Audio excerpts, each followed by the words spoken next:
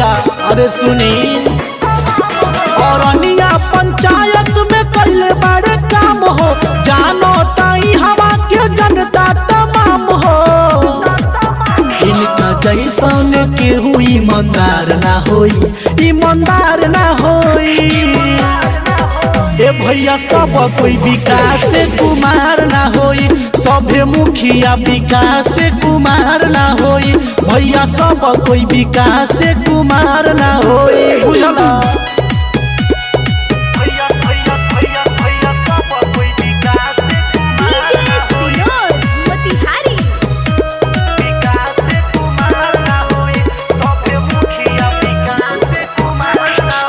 नली गली रोड बिजली बाधा का हो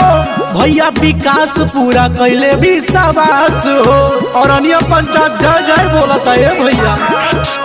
नल जल रोड बिजली बाधा का हो भैया विकास पूरा कैले भी सवास हो इनका अंदर कबो अहंकार ना होई अहंकार ना होई ए भैया सब कोई विकास कुमार ना होई सबे मुखिया विकास कुमार ना होई भैया सब कोई विकास कुमार ना होई बात अलग बा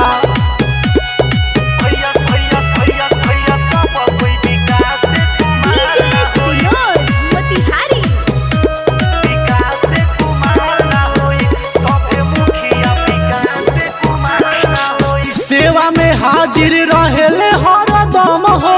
कवनो गरीब पजे परे सितम हो भैया हरदम सेवा करिले जनता के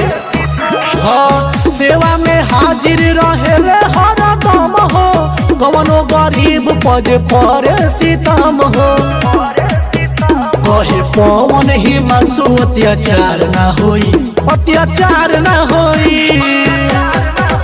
ए भैया सब कोई विकास कुमार ना होई सभे मुखिया विकास कुमार ना होई सभे मुखिया विकास कुमार ना होई जोड़ा देखिए भैया।